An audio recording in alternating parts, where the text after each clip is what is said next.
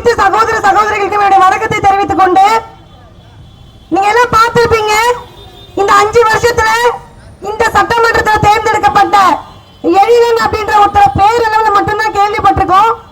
அவர் இங்க நம்ம மக்களோட மக்கள் எந்த பிரச்சனைகளுக்கும் வந்து நின்னது கிடையாது. ஆனா நம்ம அக்கா அப்படி கிடையாது. அவங்க இந்த சட்டமன்றத்தில் ஏற்கனவே பரிச்சயப்பட்டவங்க. நாளைய தமிழகத்தின் முதல்வர் அண்ணன் எடப்பாடியார் அவர்களின் ஆசி பெற்றவர். உங்க எல்லாருக்கும் தெரியும் நம்ம அக்கா எப்படிப்பட்டவங்க அப்படின்னு. மக்களோட மக்களா இருந்து நமக்காக குரல் கொடுக்கக்கூடிய ஒருவர்.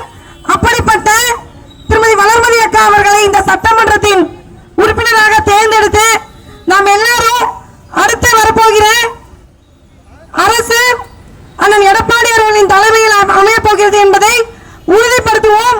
இங்க இருக்கக்கூடிய ஒவ்வொரு சகோதர சகோதரிகளும் நமச்சிவாயபுரம் மக்களும் சரி, கிழக்கு மற்றும் மேற்கு நமச்சிவாயபுரம் மக்கள் அனைவரும் இரட்டை இலை சின்னத்தில் அக்காவுக்கு வாக்களித்து அவர்களை பெருவாரியான வாக்கு வித்தியாசத்தில் வெற்றியடைய